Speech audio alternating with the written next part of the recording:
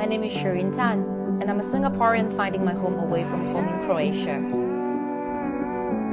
In 2015, I left Singapore and embraced the life of a digital nomad, turning my love affair with wine into more than just passing fancy. Come on, you can do it. If my mother can do it every second day, then you can do it also. Did you know Croatian wine has a history stretching back 2,500 years? Driven by this hidden gem, I wrote a guidebook to Croatian wine because GPS alone is not enough when navigating wine. And my journey here just keeps on fermenting, much like wine. Fast forward to 2021 and I have relocated to Zagreb, the capital city of Croatia, where I continue my work to etch Croatia onto the world's wine map. Croatians are generally sociable people and they have made it incredibly easy for me to make friends with them and adapt to the local lifestyle.